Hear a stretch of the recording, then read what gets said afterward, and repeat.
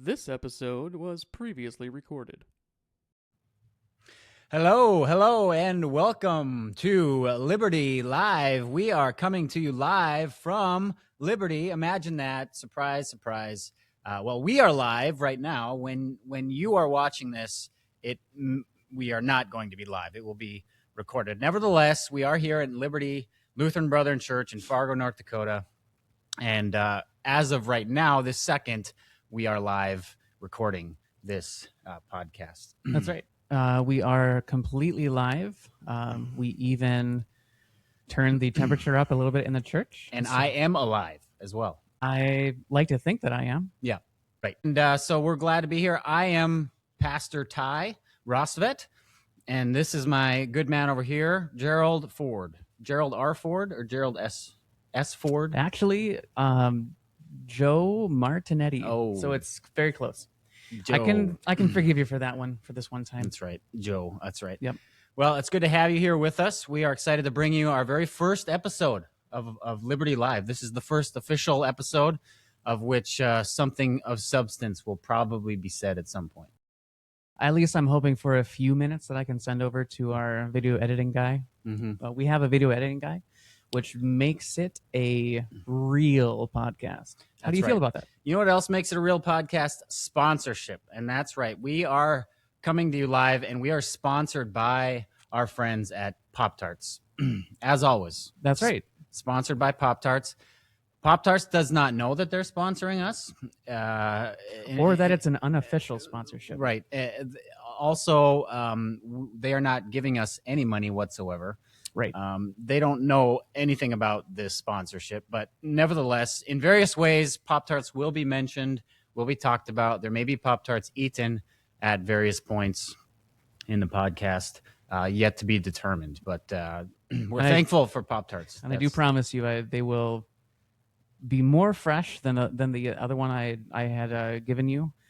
It was, in fact, excavated, was pulled out of the ground. Mm-hmm. At the original Pop-Tarts factory. Do you know how many different Pop-Tart flavors there are, Joe? Did you look this up beforehand? No, I did not.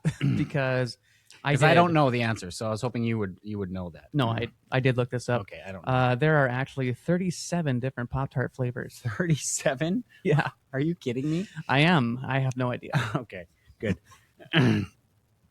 Well, we're going to move on to this. Today, we thought our first episode, we were going to talk about something that is mostly important to us since we are here at the church, and that we would actually talk about the church. The church. What is the church exactly, right? Because the Bible obviously has a lot to say about the church. It's a very important topic, particularly in the New Testament. And so we just want to kind of cover and think about what is church, why do we go to church, and things of that nature is kind of our main theme today. And it's fitting because we are at church in front of this beautiful fireplace that we will artificially add fire to later. I don't know if that's in our special effects budget. Oh, maybe not. But yeah, okay. Church is a very important topic, I think. It's something that, it's a term that's kind of thrown around. What exactly is it?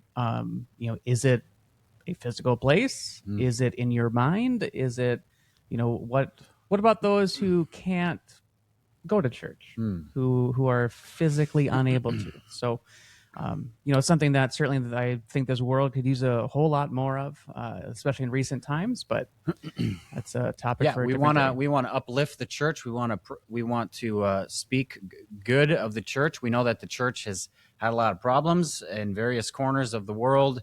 No church is perfect, but we think that the church is important and sufficient, and it's the way that God has set up His world to function as we make disciples, and He's given His followers places to reside and places to learn about Him and learn from Him in the church. But before we get into more of the detailed questions, I thought I would tell a little story. I'm up for that. Okay. I'm going to call this. We're going to call this story part of a segment that may reoccur. It's called "History is a Mystery." Did you know that? Ooh, Did you know that? I like that. It rhymes too, I which is probably the reason why it it's true. it History might is a mystery. yeah. Anything that rhymes is immediately true. Right. Okay. So this is a story that happened in the year 1173. Oof. 1173. And it happened in a place called Woolpit, England. Have you ever been to Woolpit, England? I tried to look it up on TripAdvisor. It did not give me any Yeah. real Yeah. positive reviews, so I don't know. So anyway, in 1173, Woolpit, England, it's a small village. There was two children that came to this village seemingly out of nowhere, and they arrive in this village by themselves. And what was strange about these two children is that they had green skin. Green skin. Now this would be different than these two children walking up with yellow skin, which would obviously be a some type of illness with the liver. So Yeah. this is different than that. So this is the The story. How the bilirubin story levels? goes: these two chose a boy and a girl, and they. What was strange is not only did they have green tinted skin, but they also had. They spoke a strange language that the people didn't understand, and they had strange clothes on that also were strange to that area at that time. And so, what do you do with two children that seemingly show up out of nowhere that don't speak your language? And so, what they did is they kind of brought them in. They tried to take care of them. They tried to say, try to ask them questions, but they realized quickly that they couldn't communicate.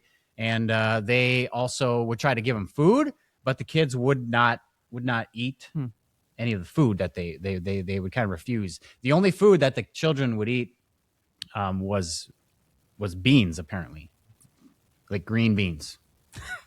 So, so like, what about a very unripe banana?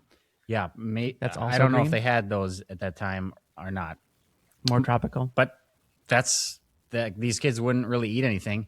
And so eventually what happened over time is that they slowly, I mean, these kids they kept them, they kind of adopted them into the community for a while. And the boy, it was a boy and a girl, the boy actually didn't do well. And since he wasn't eating, he eventually died. He dies.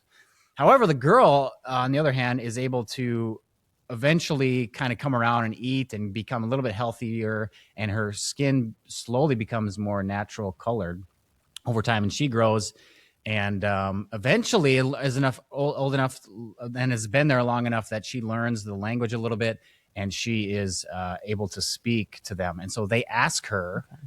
They finally, after a few years, they ask her, say, where'd you come from? Where's your history? And that's where it gets weird, because she claims that she came. That's where it becomes weird. That's where it becomes weird, because she claims that she came from another world. She says that she came from a place where everybody has green skin. Sure. And she came and wandered through. She heard some noises coming from a cave nearby where they lived. And her and her brother wandered through these caves and got lost. And then they somehow wound up in Woolpit, England, or nearby, and found the village. Interesting. That's basically how the story goes. She grew up, and that was she stuck to her story and lived a long life and got married and had kids herself. This is a story that was reported in various historical documents. It was on multiple accounts. There's children that showed up, and that was a story. And that's basically the extent of the story. It's really fascinating. It's really weird. I don't know what to make of that story or what to say about it, but it's kind of fun. So I thought I just wanted to share that story and make you wonder whether or not green children may ever show up at your door.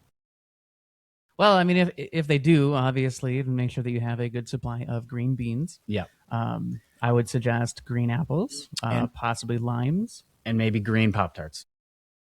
That is interesting. I would wonder if you went through like those family history websites, if they would be able to find any kind of record. Like what if you are the descendant of this green girl? Yeah. What would that do to you? What do you think? Well, it would make me green with envy. Well, but you would already be that descendant of the green person. Okay. Okay. Well, History um, is definitely a mystery. his, I will agree with that. That was a story I have not heard before. yep. So Yep. In between the jokes and stuff that we made, that is a real story, and I just thought I'd share it. I'd share it with you. That has nothing to do with the reason why we're here and the reason why we want to talk about something important. But sometimes it's fun just to do something different, something fun. Okay. So anyway, we're going to talk about the church. That's why we're here, right? You may be sitting there at home wondering, why would anyone want to go to church, right? Church is boring. You sing songs nobody knows. nobody knows, and they take this cup and they drink it every once in a while and eat this bread, and what's the deal with that? And I mean, and you got to dress up. I mean, who wants to dress up? That sounds miserable. Well, it's early in the morning. Yeah, right. Of course, the worst time of day to do anything early in the morning. Well, especially on the weekend because you're giving up a day of rest, right? Right. Yes, exactly. Giving up a day of rest. So all the reasons why many reasons why people can come up with that they don't go to church. But we are here to say we think that church is valuable, that we think that church is worth your time and worth an effort and worth getting up early even to be present. And so, Joe, maybe I can just start with asking you the basic question. What is church? How would you describe what it is? So, and I was thinking about this, and going back in like my younger years, I can say that because I am older than, well, my son would say I'm older than dirt, but I am actually not. But back in my younger years, I would think of the church as just the building. This is the building that you go to. The descriptions of a church, it has a steeple sometimes it has a cross, sometimes there's a person on the cross. That was something you kind of saw when you were younger. And people will refer to the church in a lot of different like a lot of different pronouns, well, not maybe not pronouns, but they'll use church as a noun, or they'll use church as like a living thing. They'll call it the church body, all these different things. So those were a lot of the things that I was thinking about when I was younger. But coming into where I am now with the church, I really look at it as not. It's so much more than just a physical representation of where we are. Yeah. It's the people that make up the church. Yeah. It is the individuals who are sharing scriptures. It's those who are playing in the band, those who are singing. It's the congregation. It's all of us here at the church that make up the church and is the church. Right. Yeah, at its core, the church is the people. Definitely, that's how Scripture talks about the church. And when Jesus, after Jesus rises from the dead, and he tells his disciples, to go and make disciples of all nations. That's at the end of Matthew, and then we would transition into the book of Acts. And the book of Acts is where you really have the church begin, and the Holy Spirit comes down at Pentecost in Acts chapter 2, and basically those who have the Spirit. After Peter preaches his sermon in Acts chapter 2, and many believe in the gospel, many believe in Jesus and receive the Spirit. And then you see right after that the church begins. People begin to gather, and so it's a combination of, well, there's two parts of it. People actually scatter first out of Pentecost. They go to the outer regions of the world, and churches begin to form around the world. But then they're also in those individual communities gathering. Those who believe, those who have received the Spirit, gather together, and it says that they share their food, they fellowship with one another, and they worship together. And so that has been an integral part of anybody who believes and receives the gospel of Jesus Christ, that there's an importance to gathering, of being together with other disciples so that you can be strengthened in your own faith. And so that's really the essence of what church is the gathering of the people who likewise believe and receive the gospel. So Christ had said at one point that, or I guess maybe I might be mixing this up, which is why I have you here. You are able to make complete and full references of the Bible that I may be getting mixed up on. But maybe, whether it was Christ or whether it was one of the apostles, but they were speaking about how the church is the bride of Christ. Yes, right. So, there's that aspect too. I may not know the full context of kind of what they were discussing at that point, but if you go a little bit, yeah, that's another metaphor that's used. The bride of Christ. It is just as a husband loves his wife. The beauty of what a marriage is God views the church in that way. That there's a preciousness to the church. There is a love there for the church, and so. To be loved by God is to be part of His church. Yeah, no, absolutely, and that's where worship really does fall in. There's just I always kind of think of I don't know for however long, but as we are there, I just envision like a beam of light, kind of going up, kind of like the Bifrost. Yeah, perfect. Yes, as a direct connection right to heaven to where God is. And all of the worship, all of the praise, all the prayers just kind of travel along this beam that just shoots right to God's mailbox. Yeah. Ding, you've got mail. Yeah, absolutely. So we think about church as the people, even more so than necessarily the worship service itself, although that's certainly part of what the church is.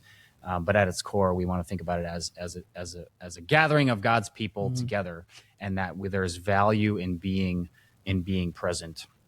And so that gets at the core of maybe another question that people ask is who is the church for? It is ultimately for those who believe in Jesus Christ, those who have faith in Jesus Christ and have been saved by Him and have given in faith and repentance, have turned their lives to Christ. That is who the church is for, and so that doesn't have anything to do with your gender, doesn't have anything to do with your race or where you're from, or whether you have hair or not. It is totally and completely open for business for anybody everywhere, and that's the other beauty of the church is it is around the world. It's a worldwide phenomenon. It doesn't stop by cultural or regional boundaries. But the church is for anybody everywhere. Anywhere that there are a place, anywhere that there is a place where more than one believer gathers together, it can be a church. I think we have a reference that we have on our wall at home, and it says, where two or more gather in my name, I am there also. Is that yes? Yeah, and that comes from Matthew chapter 18, which is one of the few places in Scripture that in Matthew's gospel that actually uses the word church.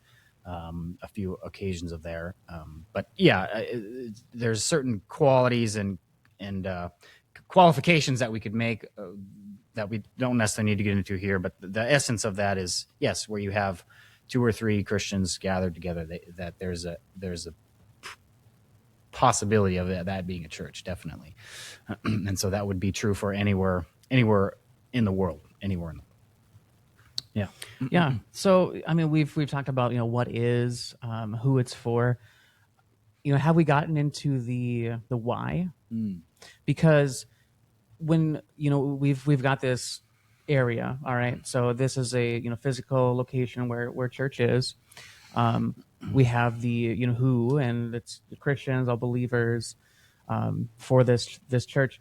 Well, why exactly do we even need to go to church, right? I mean, if we say that we're Christians, we're born again, that's it, right? There, we don't need to do anything else.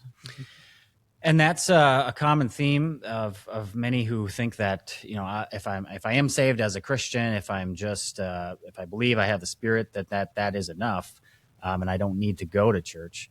And to that, I just simply would say I don't see Scripture would agreeing with that at all.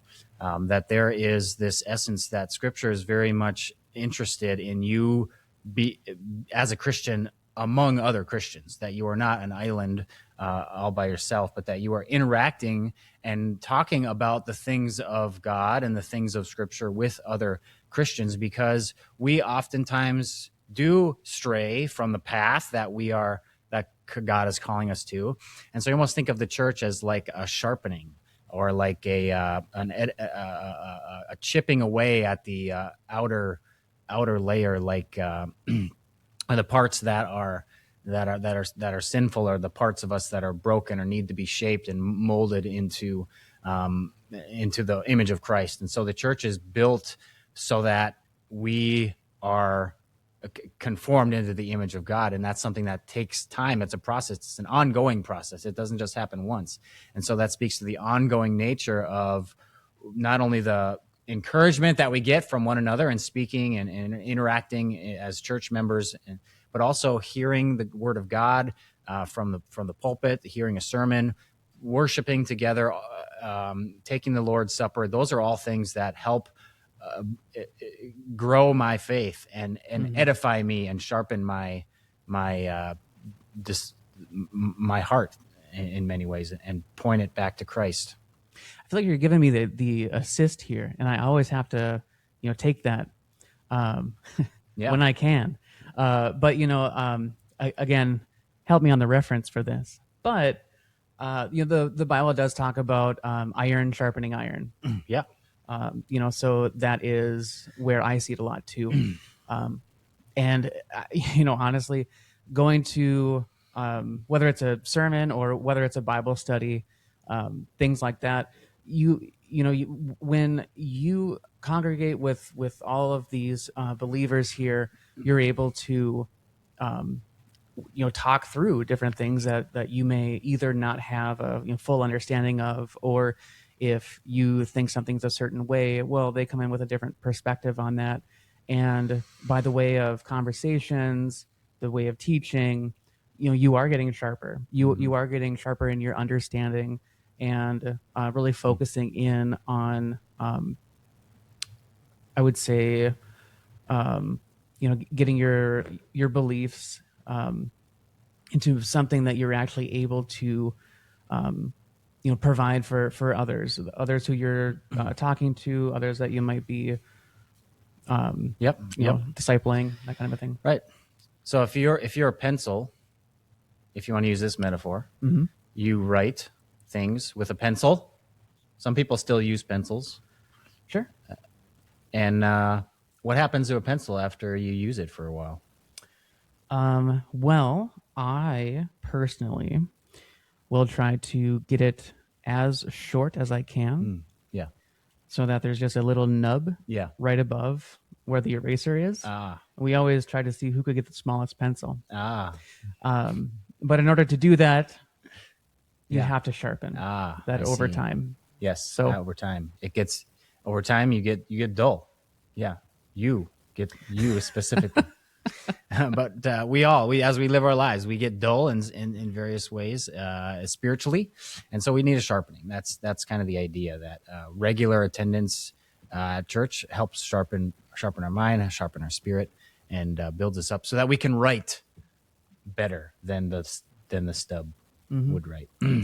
Yeah. No, I mean, it's a fantastic piece too, because I mean, as you are writing with your pencil, and you're speaking to others, because you're going out and talking with those who may not be a believer. You might be trying to relay some of those things that you learned in Bible school, or during the worship service. And there's it can seem at times like you're either kind of getting lost in what you're trying to say, or anything like that. Well, you come back to church, and that allows you to kind of resharpen, kind of get back on the path that you wanted to be on, get some of the talking points, and just kind of like refocus in on your beliefs, and so then you can go back out and continue writing on people. writing on people. Yeah. Yeah. I just came up with that pencil metaphor on the fly. Did you? That wasn't even in my notes. Yeah. Well, that's not bad. Yeah. That's pretty good. Well, we can take it out. We can take it out in editing. It's fine. I'll leave it in just for you. It shows your ability to just come up with things. Yeah. Well, whether they're any good or not is to be determined, but We'll let all of the viewers decide on whether or not they enjoyed your metaphor. okay. Well, what else you got, Joe? So, if I were to go into a just random small town Okay. in, Like Woolpit, England? sure, but also maybe here in North Dakota, for instance, Okay. what would I usually find in a small town? Well, probably a lot of horses Yep, you would find horses. and maybe maybe a gas station, Sure. probably a bar. No, I would absolutely say that. We're And- talking about a small town. Let's say like, well, that could even be larger than what some would call a small town, but like 500 people. Okay. Yeah. Well, I'd also be willing to bet that you would find a church. I would almost bet that there would be 4 to 5 churches in Yeah. such a small town. Yeah. I'd say that's fair. Yeah. Why is that? Why do we have so many churches out there? Okay, yeah, that's a great question. So yeah, there is a question of why are there so many churches, and why are there so many different names for these different churches too, right? Because you have Lutheran, that's a type of church. We have Baptist, a type of church. We have Presbyterian. We have Methodist, and then we have some churches that don't have any affiliation with any of those kind of things. Traditionally, you call them non-denominational. And various versions of those. And so what do we make of all of these different churches? Well, that's the answer to that is really complex, and it would require a little bit of a history lesson going back in time, because all of these are you go back to the time of Jesus, and Jesus, when I mentioned like Acts chapter 2, you have people going out and starting churches in all these different areas, and if you trace the history of it, these different churches are being raised in their own cultural context, in their own with their own different differences that exist between nations and styles and things of that nature, and so different styles would naturally appear. Different types of worship in one country is going to be different. The types of music that they sing and things like that. And then, over time, those natural divisions just form because of the differences between cultures and difference between humans. And so in some ways, we could say that's naturally what happened over time. And as those churches, jumping way ahead, another 1,600 years, those people come to America and begin churches in America, and they take their own cultural heritage with them, and they incorporate that into their own style of worship.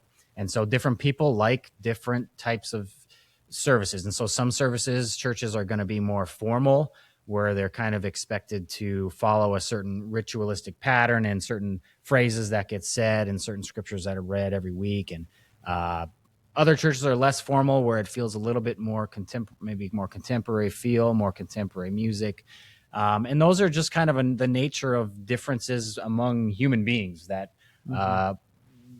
certain people like that style and certain people like that style. I mean, I could get into the details on like the doctrinal differences between Lutherans and Baptists. We could maybe get into that maybe in another future episode, but what I would say is mostly to do with the fact that there are differences among people, that different styles are appreciated by some and not appreciated by others, and that's okay. That's okay. I'm not gonna necessarily get into which one is better than the other one. In our cultural context here, in our Lutheran Brethren, which is our denominational affiliation, we tend to lean toward more of a contemporary worship style. So that has to do with we're not we're not asking people to wear suits and ties. We're not expecting that. Most people do not do that. Although some do, that's fine. But ultimately, I mean, the worship music we sing is a little more contemporary, and the overall feel of it is anybody who comes off the streets would hopefully feel comfortable just kind of in being involved and being part of that, being part of our services. And so that's maybe a real quick answer to why there are so many. But ultimately, wherever you have people, Christians gathering, it's good to see that they form their own enclaves and form their own churches. And although there may be differences, ultimately at the core is what we believe about Christ and what He has saved us, and we want to teach the Scriptures. Yeah, I think that would be a great kind of topic to go into in the future. I think like maybe into some of the doctrine, into some of the differences between because we have, I mean, so many different things that people either do or don't agree on, and that kind of splits things up. With the Lutheran Brethren, this was what I'm remembering was that it was formed around a group of farmers, I believe, and they, with getting up so early, they were kind of in and out, and sometimes they weren't able to get into the church, and they were Lutherans at the time, and they wanted to also include more Bible studies with the adults. That was one of the big things, I believe. Yeah, and they wanted the churches to be comfortable to anybody, Right. Even like particularly people that aren't normally part of a church. Yeah. That they would feel welcomed in their circles, and that they don't want to have too many elements of their church that feel completely foreign to those who are not used to it. Yep. And I think, even being flexible, and I mean, we've got things on Wednesday nights, which if you are in the area, everyone is more than happy to come around. Yeah. But we have things on Wednesday nights. We've got things on even Sunday nights. It's just all over the place. And so, I would say if you're out there and you don't have a church home and you're wherever you live, look into finding a church. That's ultimately where we want to land with this, is to encourage church attendance. Podcasts are great, but they're not really why Jesus came and what Jesus envisioned for his people. He wants the church is ultimately the place where we want everybody to have a local church themselves. If you're in the Fargo-Moorhead area, of course, we'd love to have you here at Liberty. Our worship services are at 9:30 a.m. On Sunday mornings, and you can find us online. But and we want to encourage, wherever you are, even if you're on the other side of the world, find a church, find other believers, and regularly attend and become part of that gathering. I had a great time. I am looking forward to learning more about the church itself. I'm looking to other topics coming out. Be something that we definitely want to see you guys here for as well. If you find this informative, if you find it something that you want to continue to see, you can always subscribe to our to the church's YouTube channel. We do stream all of our services on Sundays. Yes. And I mean, our youth, they're getting to that age now where they want to be more creative, and so I'm sure that there's some things that are coming down the pike. Yeah, you can check us out on the YouTube live stream. We do live stream our service if you're interested to hear more about our church. But obviously, at the same time, we do hope that ultimately we want people here in the building to worship. That's ideal, and that the streaming option is really just a secondary available option for those who need it or can't be here for one reason or another. Absolutely. All right. Very good. So with that, we will see you guys next time Adios. that we go live. Take care. God bless.